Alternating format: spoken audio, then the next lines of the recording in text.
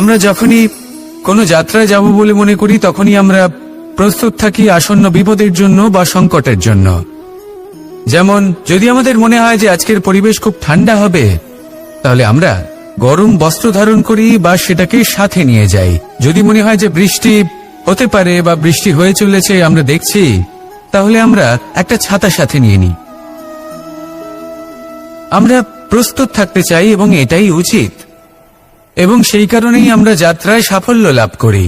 কিন্তু যদি আমরা কথা বলি জীবনযাত্রা নিয়ে, যা কিনা সব থেকে বেশি গুরুত্বপূর্ণ, তাহলে তার জন্য আমরা পূর্ণরূপে প্রস্তুত থাকি না। আশেপাশের মানুষ, এই সমাজ, আমাদের সাথী, আমাদের মিত্ররা যে কোনো মুহূর্তে বদলে যেতে পারেন। সেই জন্য আমরা নিজেদেরকে কখনো সাবধান করি না, কখনোই নিজেদের প্রস্তুত করি না।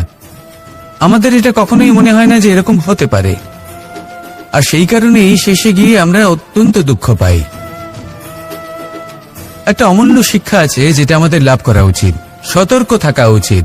এই জীবনযাত্রার জন্য শুধুমাত্র এই পরিবেশের বিষয়ে তথ্য সংগ্রহ করা বা তাকে অনুমান করা এটুকু হলেই চলবে না। আমাদের আশেপাশের মানুষজনকে দেখতে হবে, তাদের স্বভাব পরিস্থিতির ওপর নজর রাখতে হবে। যখন তারা রং পাল্টাচ্ছেন নজর রাখতে হবে, তা অত্যন্ত আবশ্যক। পরিবর্তন আপনার জীবনে অবশ্যম্ভাবী। সঠিকভাবে তার সম্মুখীন হন। আসুন আমার সাথে ভালোবেসে বলুন, রাধা রাধা।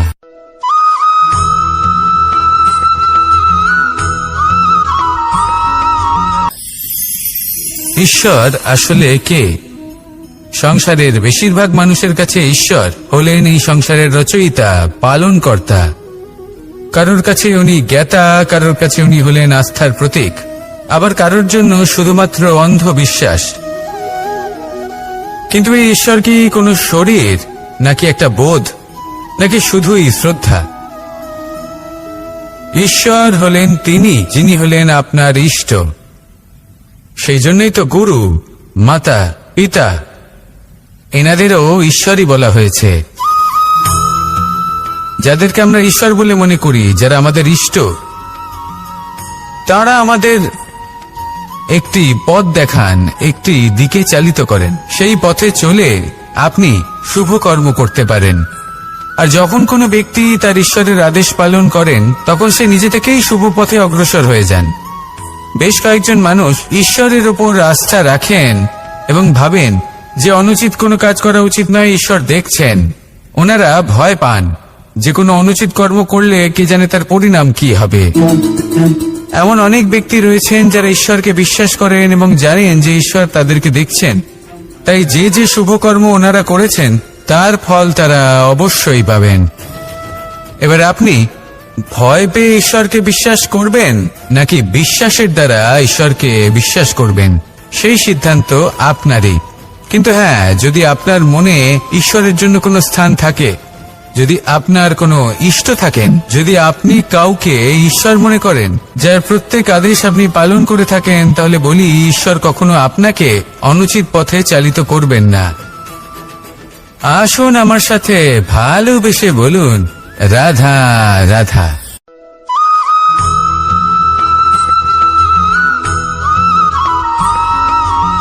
আমি রথে যাত্রা করি, তাতে বারবার পথে থামি আর দেখি যে আমি অনুচিত দিকে যাচ্ছি না তো, আমি উচিত পথেই যাচ্ছি তো। কারণটা কি? কারণ হলো যাতে আমি পথভ্রষ্ট না হয়ে যাই।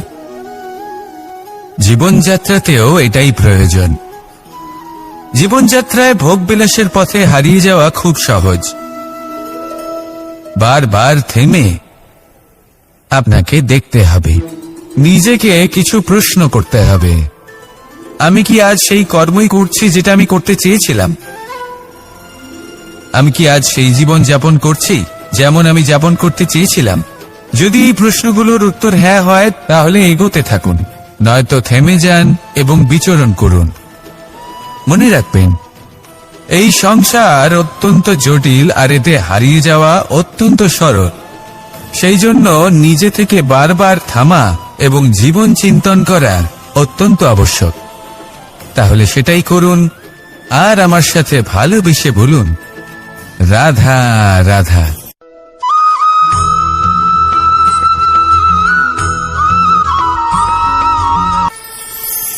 কথায় আছে যে স্বপ্ন এবং লক্ষ্য হলো একটি মুদ্রারই দুটি দিক। যতক্ষণ না স্বপ্ন দেখছেন ততক্ষণ বুঝবেন কি করে আপনার লক্ষ্য কি। স্বপ্ন দেখে যদি নিজের লক্ষ্য বুঝতে পারেন, সেটা পেতে চান, তবেই সেটা লাভ করতে পারবেন। কিন্তু স্বপ্ন এবং লক্ষ্য এই দুইয়ের মধ্যে একটা ভারসাম্য রয়েছে, যেটা বজায় রাখা প্রয়োজনীয়। একে আমরা বলে থাকি পরিশ্রম। দেখুন, যদি আপনি স্বপ্ন দেখতে চান তাহলে পরিশ্রম ত্যাগ করে নিদ্রা লাভ প্রয়োজন। কিন্তু যদি আপনি লক্ষ্য লাভ করতে চান তাহলে আপনাকে নিদ্রা ত্যাগ করে পরিশ্রম করতে হবে।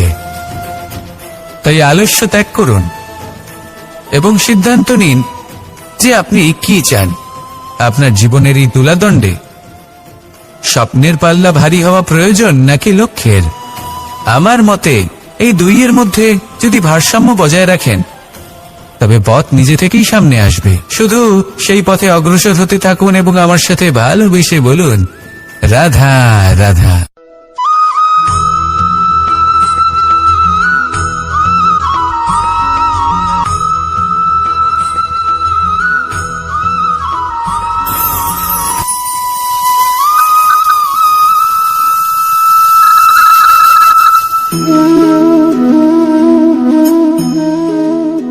মোহনের বাঁশির এই সুর, এই সঙ্গীত কার না পছন্দ হয়?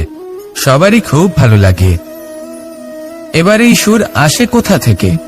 কেউ বলবেন কৃষ্ণের হৃদয় থেকে। সত্য কথা, এই সুর হৃদয় থেকে নির্গত হয় এবং প্রকট হয় এই বাঁশি থেকে। এই বাঁশিটাকে দেখুন, এই ছিদ্রগুলি দেখুন, প্রত্যেকটা সুর থেকে নিজস্ব একটা স্বর নির্গত হয়। এবার যে ব্যক্তি এই সমস্ত সুর এবং স্বর বুঝতে পারেন, এতে নিপুণ, তিনি এই বাঁশির দ্বারা যে সুর নির্গত করবেন তা তো মধুর অবশ্যই হবে। এবার জীবনের সাথেও কিছুটা এরকমই ঘটে।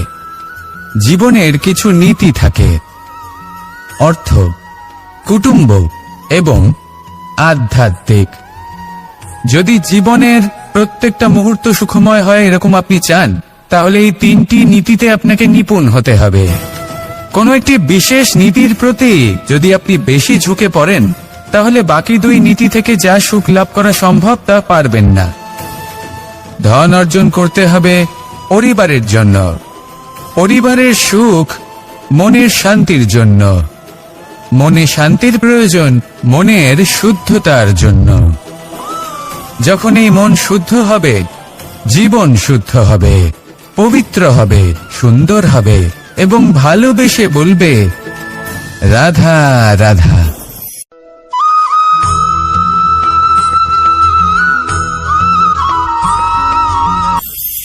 আপনারা সবাই একটা গাছের পাতাকে দেখুন। যতক্ষণ পর্যন্ত গাছের সাথে, মানে গাছের ডালের সাথে জুড়ে থাকে, সে সবুজ থাকে, বাতাসের সাথে সে নড়তে থাকে। যতক্ষণ পর্যন্ত ও সূর্য থেকে পাওয়া রশ্মির শক্তি গাছে পৌঁছে দেয় ততক্ষণ ও ডালের সাথে যুক্ত থাকে। কিন্তু যখন সেই পাতা শুকিয়ে যায় তখন তার কোনো গুরুত্ব থাকে না। সেই পাতা গাছের ডালে এবং বৃক্ষের কাছে বোঝা হয়ে থেকে যায়। এবং এমন এক সময় আসে যখন সেই ডালটি শুকনো সেই পাতাকে পরিত্যাগ করে। এটাই আমরা এই প্রকৃতিতে দেখি এবং এটাই হলো সত্য। আর এটাই আমাদের জীবনে খুব বড় একটা শিক্ষা। যদি আপনিও নিজের জীবনে নিজের আপনজনদের কাছে বোঝা স্বরূপ হয়ে দাঁড়ান, তাহলে তারা আপনাকে যতই ভালোবাসুক না কেন, ওনারা যদি নাও চান তাহলেও এমন এক দিন আসবে যখন আপনার আপনজন আপনাকে পরিত্যাগ করবে। সেই জন্য সবসময় আত্মনির্ভর হয়ে ওঠার চেষ্টা করুন। নিরন্তর পরিশ্রম করতে থাকুন, কারোর উপর বোঝা হয়ে থাকবেন না, বরং তার সাথে মিলে দায়িত্ব পালন করুন। এমনটা করবেন তাহলে আপনার সম্মানও বজায় থাকবে এবং সম্পর্কের মধ্যে আপনার মূল্যও বজায় থাকবে। আসুন আর আমার সাথে ভালোবেসে বলুন, রাধা রাধা।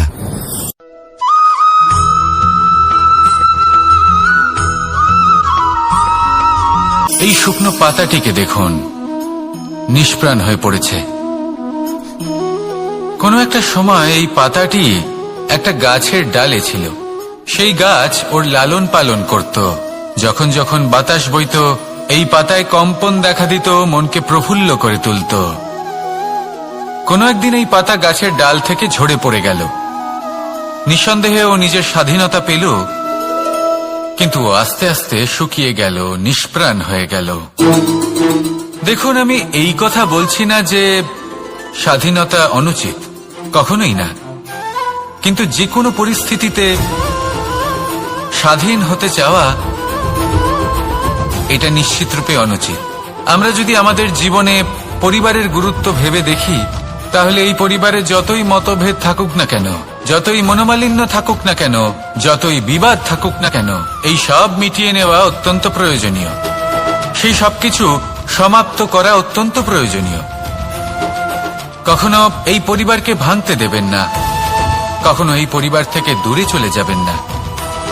এই পরিবার হলো আমাদের জীবনের একটা অমূল্য সম্পদ, অমূল্য এক আশ্রয়, যা এই সংসারে হয়তো কোথাও আপনি পাবেন না। তাই একে আগলে রাখুন।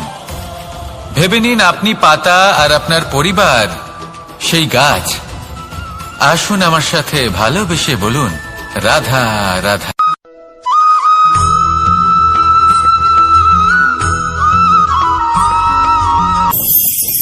প্রেম আড়াই অক্ষর, মাত্র আড়াই অক্ষরের এই শব্দ প্রেম ফুল ফোটাতে পারে। প্রেম চাইলে ন্যাড়া পাহাড়ের বুক চিরে নদীপথ তৈরি করতে পারে, চাইলে নিরক্ষর ব্যক্তিকে সংসারের শ্রেষ্ঠ জ্ঞানী করে তুলতে পারে। শুধুমাত্র এই প্রেমের জন্য সবার দুষ্টু কানাই ঘনশ্যাম হয়ে উঠেছিল। শুধুমাত্র এই প্রেমের টানেই ত্রিলোকের স্বামী দ্বারকাধীশ নির্ধন সুদামার পদসেবাও করেছিলেন। এই প্রেম হলো সংসারের সবথেকে বড় শক্তি। এই সংসারের আধার হলো প্রেম। এমন কিচ্ছু নেই যা এই প্রেমের পক্ষে সম্ভব নয়। যেখানে বিদ্যা এবং শক্তি সাহায্য করতে পারে না, সেখানে এই প্রেম আপনাকে জয়ী করে দিতে পারে। তাহলে আসুন আর আমার সাথে ভালোবেসে বলুন, রাধা রাধা।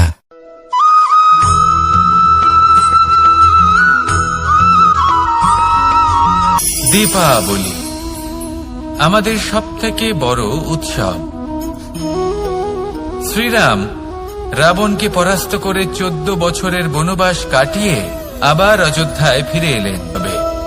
একে আমরা দীপাবলি বলে থাকি। এবার এই বিষয়ে আমরা সকলে জানি। আপনি কি এটা জানেন যে শ্রীরাম বাস্তবে অমাবস্যার এক রাত আগেই অযোধ্যায় পৌঁছে গেছিলেন? সবার সামনে অমাবস্যার রাতে এসেছিলেন। এর কারণ কি? শ্রীরাম প্রমাণ করতে চেয়েছিলেন যে যে কোনো সময়, দিন হোক বা রাত, শুভ বা অশুভ হয় না।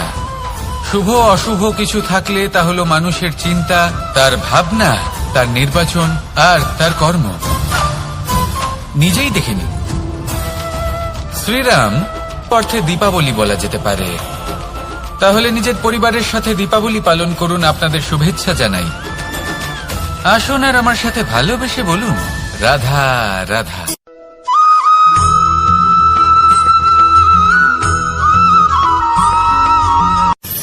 মানুষের এই জীবন, মানুষ জন্ম নেয়, একটা নির্দিষ্ট সময়ের পরে এই সংসার ত্যাগ করে চলেও যায়। এবার শুধু এটাই আবশ্যক নয় যে এই জীবনকালকে আপনি যাপন করবেন, শুধু এটাই গুরুত্বপূর্ণ নয়। আবশ্যক এবং গুরুত্বপূর্ণ হলো এটা যে এই জীবনকালে আপনি এমন কিছু করেন যাতে এই সংসারের মঙ্গল হয়, যাতে এই সংসার আপনাকে মনে রাখে, আপনার থেকে প্রেরিত হয়, আপনার মতো হতে চায়।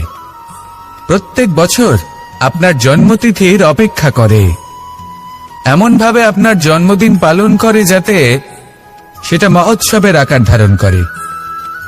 এবার এই জন্মদিন এমনি এমনি মহোৎসবে পরিণত হয় না। তখন হয় না যখন কোনো ব্যক্তি রাজার রূপে বা কোনো গোয়ালার রূপে জন্মগ্রহণ করে। তখন পরিণত হয় যখন একজন মানুষ জন্মগ্রহণের পরে এই সংসারকে কোনো শিক্ষা দিয়ে যান। কিভাবে একজন মানুষ গোয়ালা থেকে রাজা হতে পারে, কিভাবে একজন মানুষ অসত্য থেকে সত্যের পথে চলতে শুরু করেন, অধর্ম থেকে ধর্মের পথে চালিত হতে পারেন, কিভাবে অন্ধকার থেকে প্রকাশের দিকে যেতে পারেন, কিভাবে নিজের আত্মাকে পরমাত্মার সাথে মিলিত করতে পারেন। তা সে রামনবমী হোক বা জন্মাষ্টমী হোক, তাদের জীবনের সাথে জড়িত প্রত্যেক মুহূর্ত একটা পরবের আকার ধারণ করে। তাহলে আপনিও এইভাবে নিজের জীবন যাপন করতে থাকুন। এই সংসারে শুধু ভালোবাসা বিতরণ করুন, কিছুটা এমন ভাবে বিতরণ করুন যাতে আপনি এই সংসার থেকে চলে যাওয়ার পরেও এই সংসারে আপনি শুধুই ভালোবাসা বিতরণ করতে পারেন। যদি আপনি এরকম করেন, সংসারকে প্রেরণা দেন, তাহলে আপনার জীবনও রাধা কৃষ্ণের প্রেমের মতোই অলৌকিক এবং দৈব হয়ে উঠবে। আসুন আর আমার সাথে ভালোবেসে বলুন, রাধা রাধা।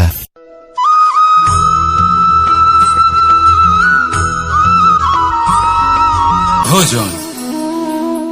এই সংসারে যেই হোক না কেন, কোনো মানুষ হোক, কোনো প্রাণী হোক, কোনো কীট হোক বা কোনো বনস্পতি হোক, প্রত্যেকের জন্য ভোজন অতি আবশ্যক। কারণ ভোজন থেকেই শক্তি পাওয়া যায়, আর সেই শক্তি দিয়েই সংসারের, আমাদের জীবনের সমস্ত কার্য করা যায়। এবার এমন এক ধরনের শক্তি হয় যা শীতের ঋতুতে সূর্য থেকে আমরা পেয়ে থাকি, আর আরেক ধরনের উত্তাপ হয় যা দিয়ে ভোজন রান্না করা হয়, সুস্বাদু নানান ধরনের ভোজন। এবার অত্যন্ত গুরুত্বপূর্ণ হলো যে ব্যক্তি সেই ভোজন বানাচ্ছেন তার মানসিক পরিস্থিতি এবং সেই ব্যক্তি যিনি ভোজন গ্রহণ করছেন তার মানসিক অবস্থা। যখনই আপনি ভোজন বানাচ্ছেন তখন ভালোবাসার সাথে কাজটা করুন, ধন্যাত্মক ভাব নিয়ে, সৎ ভাবনার সাথে। কারণ আপনার এই মানসিক স্থিতি শক্তির আকারে সেই খাদ্যের সাথে মিলে মিশে যায়। আর যখনই আপনি ভোজন গ্রহণ করছেন তখন সদ্ভাবনার সাথে, প্রসন্নতার সাথে গ্রহণ করুন, ধন্যাত্মক ভাব নিয়ে। যদি আপনি প্রসন্নতার সাথে রান্না করেন, প্রসন্নতার সাথে খাদ্য গ্রহণ করেন, তাহলে আপনি প্রসন্নই থাকবেন, আর মন সুপ্রসন্ন হয়েই বলবে, রাধা রাধা।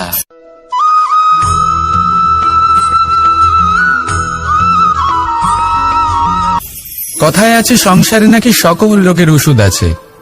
যদি আপনি নিজের শরীরকে ভালোবাসেন তাহলে ব্যায়াম করুন, যদি নিজের নিঃশ্বাস প্রশ্বাসকে ভালোবাসেন তাহলে প্রাণায়াম করুন, যদি আপনি নিজের আত্মাকে ভালোবাসেন তাহলে ধ্যান করুন।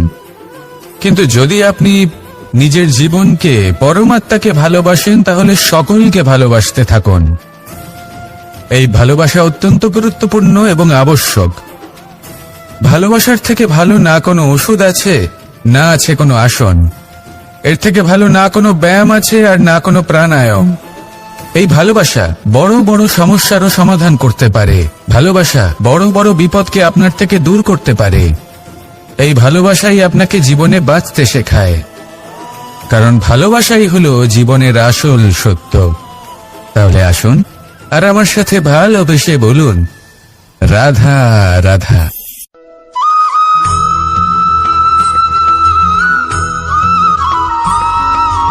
আমি মনুষ্যরূপে জন্ম নিয়েছি এবং সমস্ত কর্ম এই রূপেই করেছি। কিন্তু আশ্চর্যের বিষয় হলো যে আজও মানুষ আসেন এবং হাত জোর করে প্রার্থনা করেন যেন আমি ওনাদের সহায়তা করি। আপনাদের একটা কথা বল, এমন কিছু জ্ঞান যার ভিত্তিতে মানুষ যা চাইবেন তাই লাভ করতে পারবেন যদি সঠিক কর্ম করতে থাকেন। যখন কংসের অসুররা, আপনি অবশ্যই লাভ করবেন। আর এই মন সুপ্রসন্ন হয়ে বলবে, রাধা রাধা।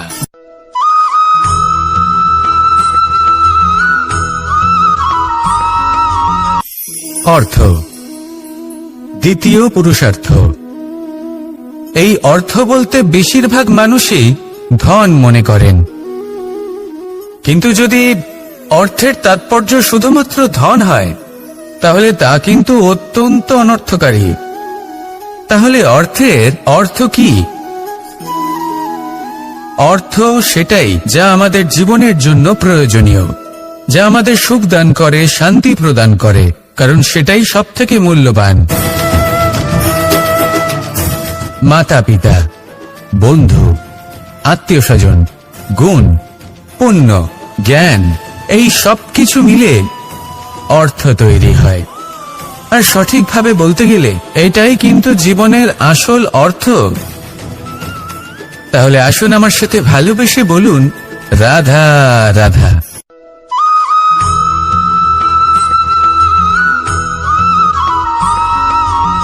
সুখ, দুঃখ এবং শক্তি, এই তিন হলো এই সংসারের ত্রিদেবের মতো।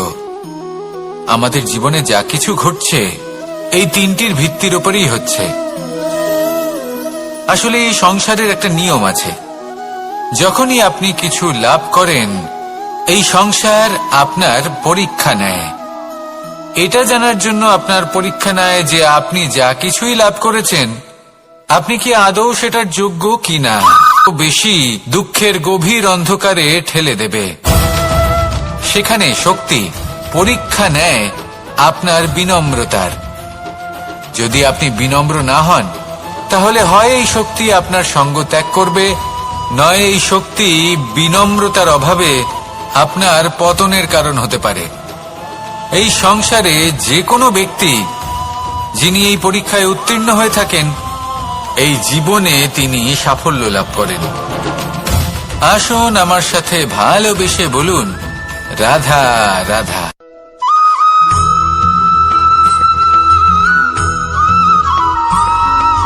দিশা আমাদের পথ প্রদর্শন করে, আর আমরা এই দিশার মধ্যেও পবিত্র অপবিত্র, শুভ অশুভ জিনিস খুঁজে পাই। কিন্তু প্রশ্ন হলো এটাই যে সত্যি কি এই দিশা পবিত্র বা অপবিত্র হয়, শুভ বা অশুভ হয়? সত্যি কথা বলতে দিশা শুধুই একটা দিক মাত্র, কিন্তু সেই দিকে যে ব্যক্তি থাকেন তার কর্ম হয় শুভ হয় নয় অশুভ হয়। যেমন ধরুন সূর্য, সূর্য যাকে ছাড়া আমাদের জীবন চলতে পারে না, উনি উদিত হন পূর্ব দিক থেকে, এবং এই কারণে সূর্য মহান নন বা পবিত্র নন যে উনি পূর্ব দিক থেকে উদিত হন।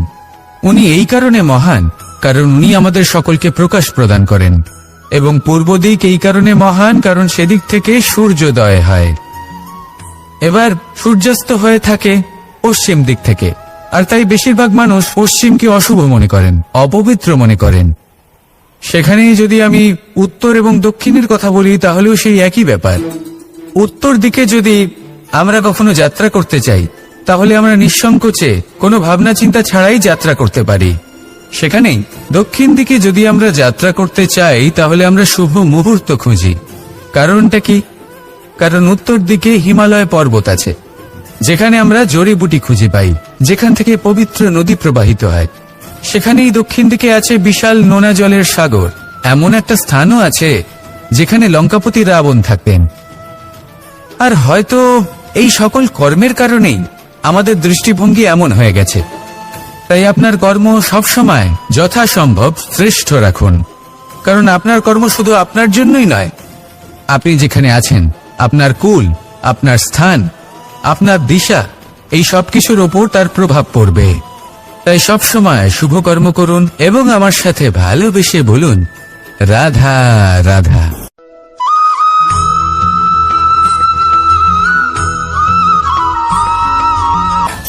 একবার একটা শেয়াল বনে বিচরণ করছিল। ও একটা ছোট্ট শাবক দেখতে পেল। ও ভাবলো আজ একেই আমি খাবার হিসেবে গ্রহণ করব। আশেপাশে দেখলো কেউ দেখছে না, তো কেউ ছিল না, আর সেই শাবকের ওপর আক্রমণ করল, যা হলো একটা ঘোর অপরাধ। বনের নিয়ম অনুসারে আপনি কখনোই শাবকের ওপর আক্রমণ করতে পারেন না। তারপর এই খবরটা যখন রাজা সিংহ জানতে পারলেন, সভার আয়োজন করলেন। কিন্তু সেখানে শেয়াল বলল, আমি তো এরকম কিছু করিনি। কিন্তু যদি আপনি এরকম বলেন, কোনো প্রমাণ দিন, এর কোনো সাক্ষী আছে?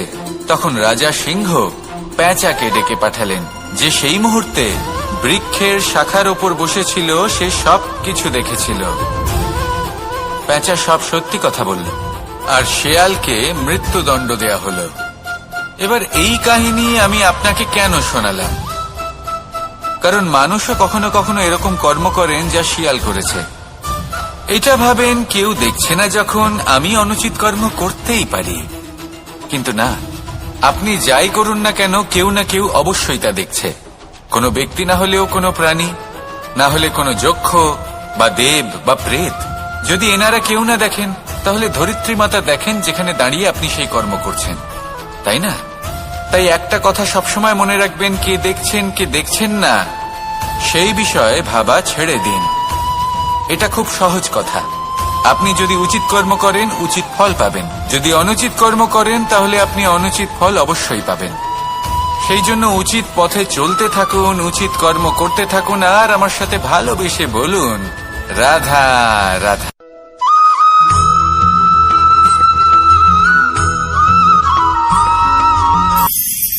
ঈশ্বর আসলে কে? সংসারের বেশিরভাগ মানুষের কাছে ঈশ্বর হলেন এই সংসারের রচয়িতা, পালনকর্তা।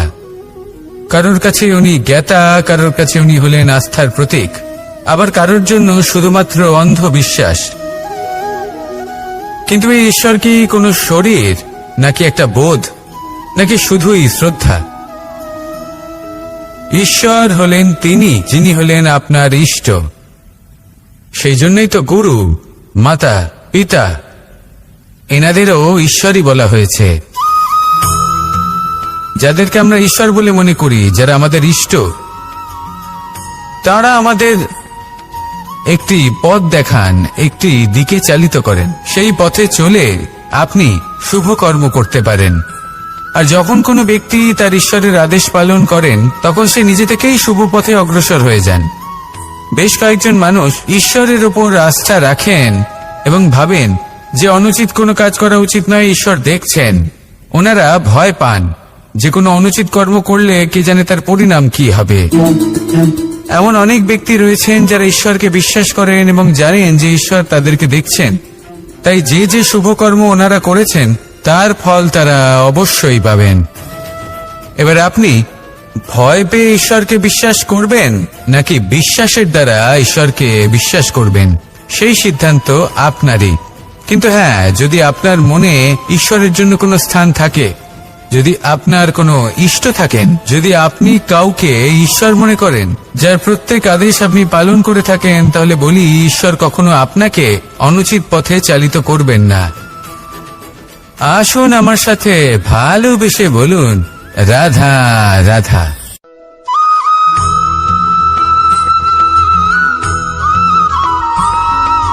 মানুষ যখন এই সংসারে প্রবেশ করে, অর্থাৎ জন্মগ্রহণ করে, তখন নিশ্চিন্তে থাকে, আনন্দে থাকে।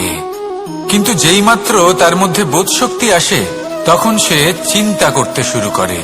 চিন্তা ভবিষ্যতের, সেই সমস্ত বিষয় নিয়ে চিন্তা করে যা ওর হাতে নেই।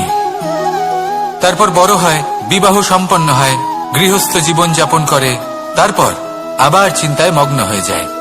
ভাবে এই যে আমার পরিবার, আমি কি ঠিকমতো তার খেয়াল রাখতে পারছি? কাল যখন আমি এই সংসার থেকে চলে যাব, তখন আমার এই পরিবারের দেখাশোনা কে করবে? শেষ পর্যন্ত এই পরিবার তো আমারই উত্তরদায়িত্ব। যাক, আপনাকে একটা প্রশ্ন করি। এই সংসারে আসার পূর্বে আপনি কি এই প্রশ্ন করেছিলেন, এটা ভেবেছিলেন যে আমাকে ছাড়া এই সংসার কিভাবে চলবে? করেননি, তাই তো? তাই আপনার এটা নিয়ে দুশ্চিন্তা করার প্রয়োজন নেই যে আপনি যখন এই সংসার ত্যাগ করে চলে যাবেন তখন কি হবে। আপনি যখন ছিলেন না তখনও এই সংসার চলছিল, আপনি যখন এই সংসার ত্যাগ করবেন তখনও এই সংসার চলতে থাকবে। যদি কোনো বিষয়ের প্রভাব থাকে, তা হলো আপনার আজকের তথা বর্তমানের কর্ম। অর্থাৎ আজ আপনি কি করছেন, কার জন্য মঙ্গল করছেন, কাকে প্রেরণা দিচ্ছেন, কাকে সাহায্য করছেন, কোন উদাহরণ প্রস্তুত করছেন। আপনি এই সংসারে যে ছবি অঙ্কন করবেন, সংসার সেটাই মনে রাখবে। তাহলে শুধু সৎকর্ম করুন, মঙ্গল করতে থাকুন, আর আমার সাথে ভালোবেসে বলুন রাধা রাধা।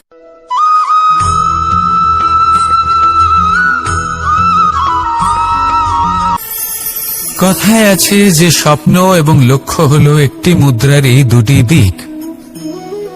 যতক্ষণ না স্বপ্ন দেখছেন, ততক্ষণ বুঝবেন কি করে আপনার লক্ষ্য কি। স্বপ্ন দেখে যদি নিজের লক্ষ্য বুঝতে পারেন, সেটা পেতে চান, তবেই সেটা লাভ করতে পারবেন।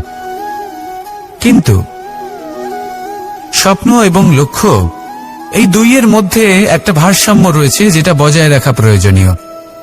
একে আমরা বলে থাকি পরিশ্রম। দেখুন, যদি আপনি স্বপ্ন দেখতে চান, তাহলে পরিশ্রম ত্যাগ করে নিদ্রা লাভ প্রয়োজন। কিন্তু যদি আপনি লক্ষ্য লাভ করতে চান, তাহলে আপনাকে নিদ্রা ত্যাগ করে পরিশ্রম করতে হবে। তাই আলস্য ত্যাগ করুন এবং সিদ্ধান্ত নিন যে আপনি কি চান।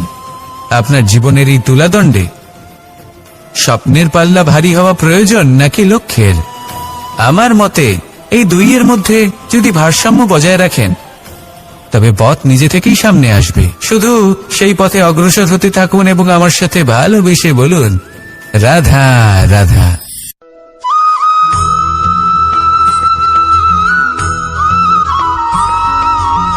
সংসারে আমাদের জীবনে যখন কোনো সুখ বা দুঃখ আসে, তার জন্য আমরা কাউকে না কাউকে অবশ্যই দায়ী করে থাকি, তাই না?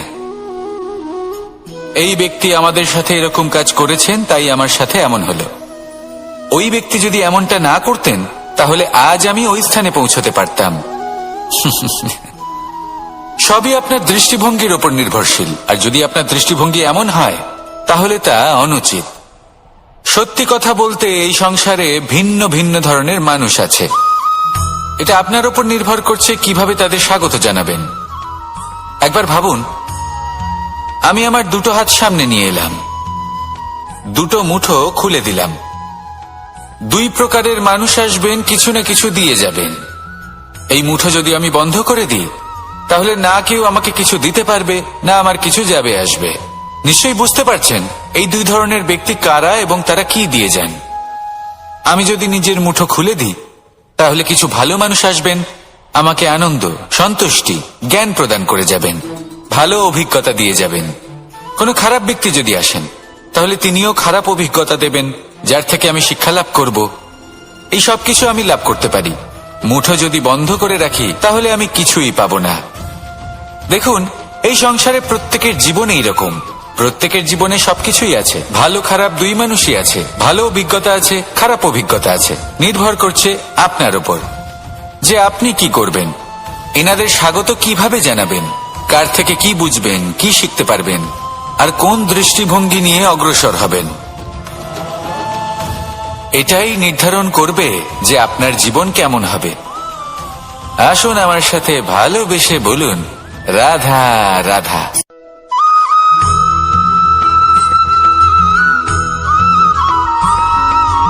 আমরা যখনই কোনো যাত্রায় যাব বলে মনে করি, তখনই আমরা প্রস্তুত থাকি আসন্ন বিপদের জন্য বা সংকটের জন্য। যেমন যদি আমাদের মনে হয় যে আজকের পরিবেশ খুব ঠান্ডা হবে, তাহলে আমরা গরম বস্ত্র ধারণ করি বা সেটাকে সাথে নিয়ে যাই। যদি মনে হয় যে বৃষ্টি হতে পারে বা বৃষ্টি হয়ে চলেছে, আমরা দেখছি, তাহলে আমরা একটা ছাতা সাথে নিয়ে নিই। আমরা প্রস্তুত থাকতে চাই এবং এটাই উচিত, এবং সেই কারণেই আমরা যাত্রায় সাফল্য লাভ করি। কিন্তু যদি আমরা কথা বলি জীবনযাত্রা নিয়ে, যা কিনা সব থেকে বেশি গুরুত্বপূর্ণ, তাহলে তার জন্য আমরা পূর্ণরূপে প্রস্তুত থাকি না। আশেপাশের মানুষ, এই সমাজ, আমাদের সাথী, আমাদের মিত্ররা যে কোনো মুহূর্তে বদলে যেতে পারেন। সেই জন্য আমরা নিজেদেরকে কখনো সাবধান করি না, কখনোই নিজেদের প্রস্তুত করি না। আমাদের এটা কখনোই মনে হয় না যে এরকম হতে পারে। আর সেই কারণেই শেষে গিয়ে আমরা অত্যন্ত দুঃখ পাই। একটা অমূল্য শিক্ষা আছে যেটা আমাদের লাভ করা উচিত। সতর্ক থাকা উচিত। এই জীবনযাত্রার জন্য শুধুমাত্র এই পরিবেশের বিষয়ে তথ্য সংগ্রহ করা বা তাকে অনুমান করা, এটুকু হলেই চলবে না। আমাদের আশেপাশের মানুষজনকে দেখতে হবে, তাদের স্বভাব পরিস্থিতির ওপর নজর রাখতে হবে। যখন তারা রং পাল্টাচ্ছেন, নজর রাখতে হবে, তা অত্যন্ত আবশ্যক। পরিবর্তন আপনার জীবনে অবশ্যম্ভাবী। সঠিকভাবে তার সম্মুখীন হন। আসুন আমার সাথে ভালোবেসে বলুন, রাধা রাধা।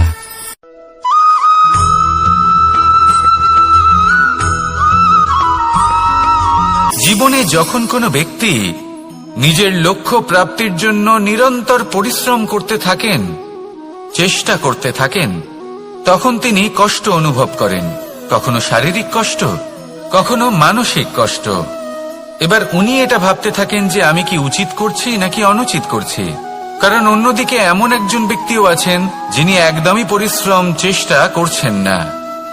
তিনি মদিরা পান করেন, বিলাসিতায় জীবন কাটান, অলস প্রকৃতির হয়ে ওঠেন, নিদ্রাতে বিলীন হয়ে থাকেন আর ভাবেন যে তিনি সুখ লাভ করছেন। কিন্তু এরকম কেন হয়? কারণ যখন আমরা সৎ পথে থাকি, উচিত পথে চলি, লক্ষ্য প্রাপ্ত করার জন্য চেষ্টা করতে থাকি, তখন আমাদের ভেতরে থাকা নেতিবাচক শক্তি এবং পাপ এই দেহকে ত্যাগ করে দেয়। আর এই অনুভূতিটাই আমাদের দুঃখের অনুভূতি দেয়, কষ্ট দেয়। এবার সেখানে যদি আমরা কুপথে চলি, অনুচিত পথে চলতে থাকি, তাহলে আমাদের ভেতরে থাকা পুণ্য এবং ধনাত্মক শক্তি আমাদের দেহ ত্যাগ করে দেয়। আর এই অনুভূতির কারণেই আমরা সুখ অনুভব করি। কিন্তু কখনো ভাববেন যে এই সুখ বেশি সময় পর্যন্ত থাকে না। সেই জন্য সবসময় মনে রাখবেন, যদি আপনি জানেন যে এটাই আপনার লক্ষ্য, এটাই উচিত পথ, শুভ পথ, তাতে নিরন্তরভাবে এগিয়ে যেতে চেষ্টা করতে থাকুন। এই কষ্ট আপনাকে সুখের পরাকাষ্ঠায় কখন পৌঁছে দেবে তা আপনি জানতেই পারবেন না। আসুন আমার সাথে ভালোবেসে বলুন, রাধা রাধা।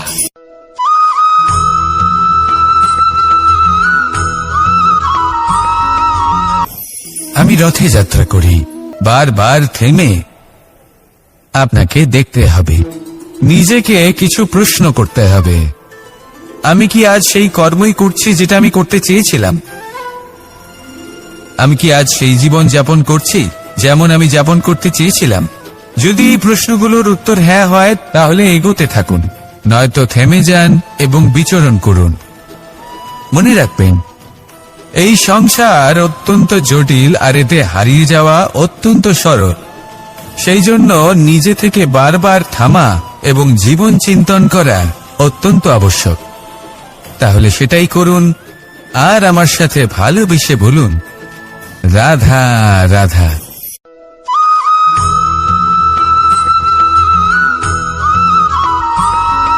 প্রত্যেক মানুষ নিজের দর্পণের কারণে হীরের মূল্য বোঝা গেল। আমাদের জীবনেও ঠিক এরকমই ঘটে। আপনারা যদি সংসারে নিজের আশেপাশে দেখেন, এমন অনেক মানুষ দেখতে পাবেন যারা নিজেদের ক্ষেত্রে মহান স্থানে পৌঁছেছেন, নিপুণ এবং শ্রেষ্ঠ হয়েছেন। আর তাদের মধ্যে আপনার নিজের মনে হয় যেন আপনি হলেন দর্পণ।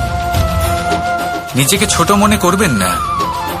আপনার মূল্য কম হচ্ছে না, আপনার নিজস্ব মূল্য আছে।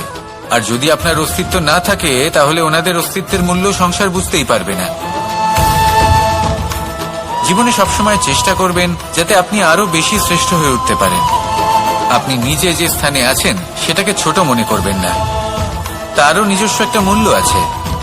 যদি আপনি হীরে হয়ে থাকেন তাহলে অহংকার করবেন না, যদি আপনি দর্পণ হয়ে থাকেন তাহলে নিজেকে ছোট মনে করবেন না। আসুন আর আমার সাথে ভালোবেসে বলুন, রাধা রাধা।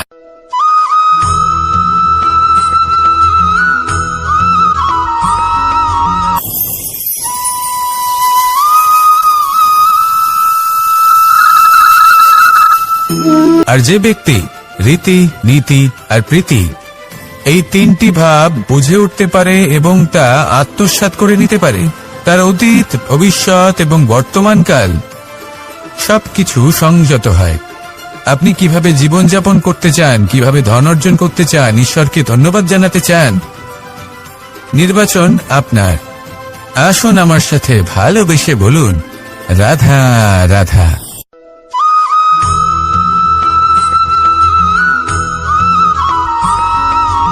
এই সংসারে সব থেকে বেশি কোমল বস্তু হলো রেশম। এই রেশম এতটাই কোমল হয় যে এর পুরো একটা থান শুধুমাত্র একটা হাতে ধরা সম্ভব। কখনো ভেবে দেখেছেন এই রেশম কিভাবে হয়? একটি কীট তার লালার দ্বারা উৎপন্ন হয়। এই কীট সেই রেশমকে পাক দিতে থাকে, পাক দিতেই থাকে আর আস্তে আস্তে তার মধ্যেই জড়িয়ে পড়ে। শেষে ওর এই সুন্দর অমূল্য সৃষ্টি রেশমের এই সুতো তার নির্মাণ কার্য পূর্ণ হয়, কিন্তু তাতেই ও নিজে বন্দী হয়ে যায়।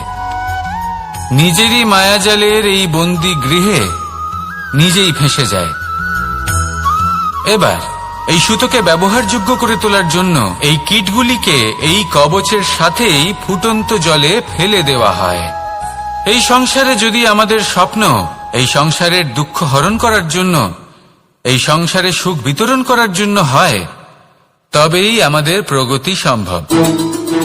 যদি আমাদের এই স্বপ্ন শুধুই আমাদের এবং আমাদের স্বার্থ সিদ্ধির জন্য হয়, তাহলে এই স্বপ্ন আমাদের অন্ধ করে দেবে, আমাদের অন্ধকারের পথে নিয়ে যাবে, আর আমরাও সেই কীটের মতো হয়ে যাব। নিজেদেরই মায়াজালে আমরা নিজেই ফেঁসে যাব, আর শেষে আমরা যদি কিছু লাভ করি তা হবে একাকিত্ব, অন্ধকারময় মৃত্যু। তাই স্বপ্ন অবশ্যই দেখুন, কিন্তু এমন ভাবে স্বপ্ন দেখবেন না যে তার এই বন্দিগৃহে আপনি নিজেই ফেঁসে গেলেন। স্বপ্ন দেখুন পরোপকারের, পরমার্থের, সবাইকে উদ্ধারের, অন্ধকারের নয়। তবেই কল্যাণ হবে, আর তবেই এই হৃদয় প্রসন্ন হয়ে বলবে, রাধা রাধা।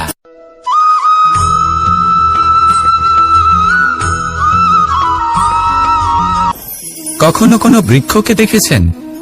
এই ধরিত্রী থেকে ততটুকুই জল নেয় যতটুকু তার প্রয়োজন। কোনো প্রাণীকে দেখুন, এই প্রকৃতি থেকে ততটুকুই খাবার গ্রহণ করবে যতটুকু তার খিদে রয়েছে, খিদে মিটে গেলে আর খাবে না। এবার মনুষ্যকে দেখুন, সে নিজের জীবনে যা কিছু পেয়েছে, বস্তু, ধন, খাবার, শক্তি, প্রয়োজনের থেকে অনেক বেশি লাভ করার চেষ্টা করে থাকে। প্রয়োজনের থেকে বেশি যদি পেয়েও যায়, তাহলেও তার কম মনে হয়। এবার এরকম ঠিক কেন হয়? এর পেছনের কারণ কি? কারণ হলো লোভ। লোভের আগুন কিছু এমন হয়, যদি মানুষের মনে একবার প্রজ্বলিত হয় তাহলে শুধু বাড়তেই থাকে। ততক্ষণ বাড়বে যতক্ষণ না আপনি নিজে তাকে বাধা দিচ্ছেন। তবে এই লোভের আগুন নিয়ন্ত্রণ করা সম্ভব। পরিমিতিবোধ, পরিমিতিবোধের চিন্তা। আপনাকে শুধু নিজেকে একটা সরল প্রশ্ন করতে হবে। যখনই মনের মধ্যে কোনো বস্তুর প্রতি, শক্তির প্রতি, ধনের প্রতি, ভোজনের প্রতি লোভ বেড়ে যায়, নিজেকে প্রশ্ন করুন, এটা কি আমার কাছে ততটাই প্রয়োজনীয় যতটা একটা বৃক্ষের কাছে জল, যতটা একটা প্রাণীর কাছে ভোজন? এটা কি ততটাই প্রয়োজনীয়? যদি উত্তর না হয়, তাহলে নিজেকে সেখানেই বাধা দিন, সেই ভাবনা সেখানেই ত্যাগ করুন, কারণ সেটাই হলো লোভ। ঠিক এইভাবে প্রয়োজনীয়তার চিন্তা করে আস্তে আস্তে এই মন নির্লোভ হয়ে উঠবে, আর এই মন প্রসন্ন হয়ে বলবে, রাধা রাধা।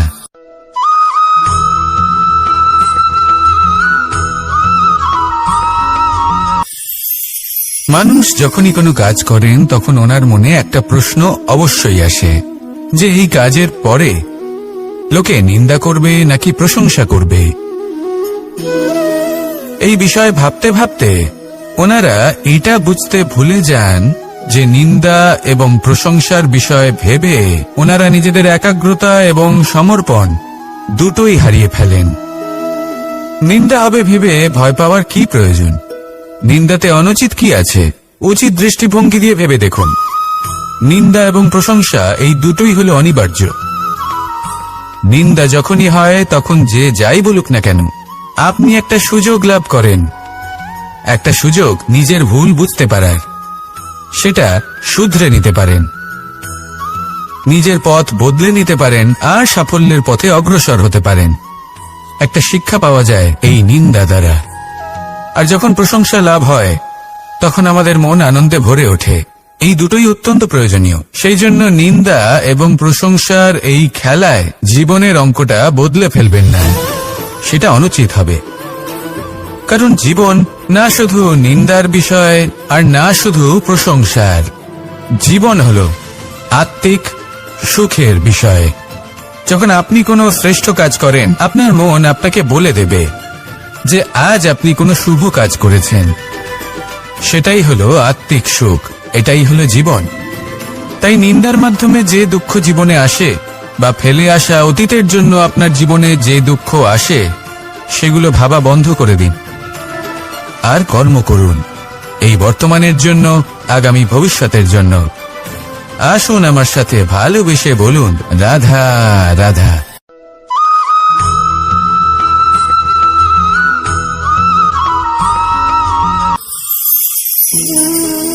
এ হলো গোলাপ ফুল। একে আমরা সকলেই চিনি। সমগ্র সংসার ভালোবাসে এই পুষ্পকে। এই ফুল দেখতেও সুন্দর। সবথেকে বেশি গুরুত্বপূর্ণ কথা হলো এর সুগন্ধ, যা দূর দূরান্ত থেকে ব্যক্তিদেরকে আকৃষ্ট করে। এই সুন্দর পুষ্প একটু মন দিয়ে দেখলেই দেখা যায় এর নিচে কাঁটা রয়েছে। এই সংসার বলে, এ প্রকৃতির কেমন রচনা, এত কোমল পুষ্প, এটা কি তীক্ষ্ণ কাঁটা সহ প্রস্ফুটিত হয়? এটাই হলো জীবনের সত্য। আমাদের অন্তরের সদ্গুণ, সেগুলিও এই ফুলের মতোই সুন্দর। সংসার এর সৌন্দর্য দেখতে পায়, এর সুগন্ধ চতুর্দিকে ছড়িয়ে পড়ে। কিন্তু এই সদ্গুণ জাগ্রত করে তোলার জন্য কঠোর পরিশ্রম করতে হয়, প্রতিনিয়ত চেষ্টা করে যেতে হয়।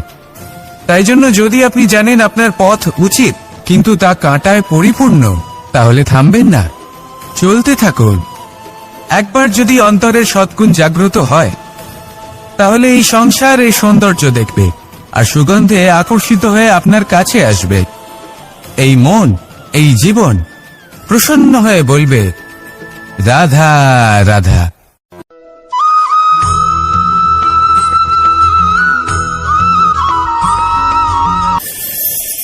প্রত্যেকটি মানুষ জীবন না করতেন, তাহলে মহাভারতের সেই যুদ্ধে জয়লাভ করে সমস্ত ভূমণ্ডলের স্বামী কি করে হয়ে উঠতেন? অর্থাৎ হতে পারে সিংহ বনের রাজা, কিন্তু শিকার নিজে পায়ে হেঁটে তার কাছে আসে না। সেই ভোজন লাভ করার জন্য সিংহকে কর্ম করতেই হয়। তাহলে আপনার ভাগ্যে যেটা আছে সেটা আসবে, কিন্তু কর্মের জোরে আসবে। তাই কর্ম করতে থাকুন আর আমার সাথে ভালোবেসে বলুন, রাধা রাধা।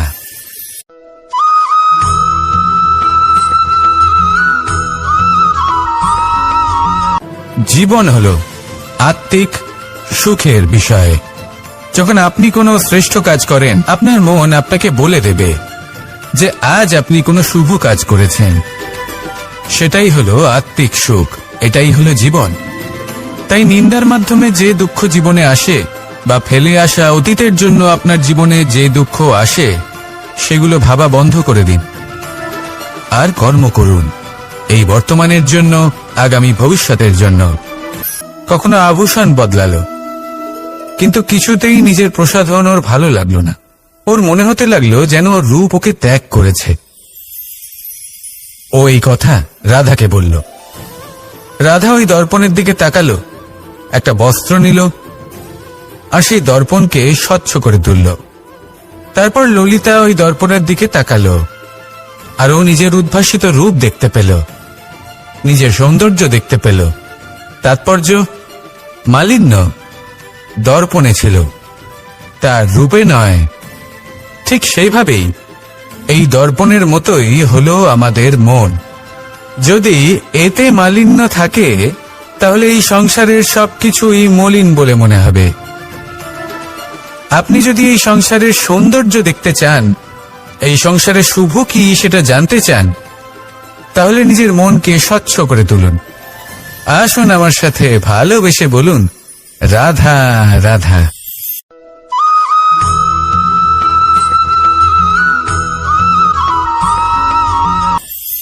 আপনি কখনো হলেন তিনি, যিনি হলেন আপনার ইষ্ট।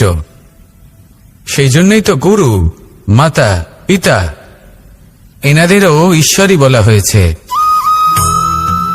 যাদেরকে আমরা ঈশ্বর বলে মনে করি, যারা আমাদের ইষ্ট, তারা আমাদের একটি পথ দেখান, একটি দিকে চালিত করেন। সেই পথে চলে আপনি শুভ কর্ম করতে পারেন।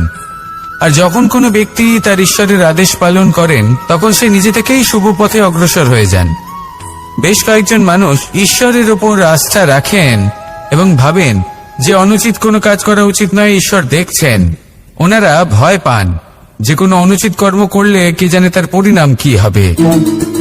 এমন অনেক ব্যক্তি রয়েছেন যারা ঈশ্বরকে বিশ্বাস করেন এবং জানেন যে ঈশ্বর তাদেরকে দেখছেন, তাই যে যে শুভকর্ম ওনারা করেছেন তার ফল তারা অবশ্যই পাবেন।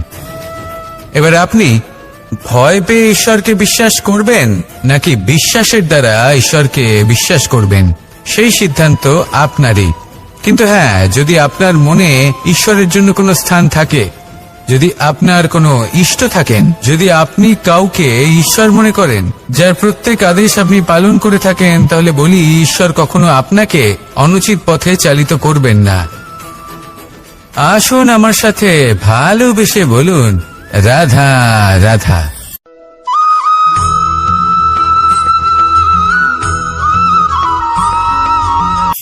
এটা কোনো এক সময়ের ঘটনা। মাটির নিচে ছিল জল, আর মাটির ওপর ছিল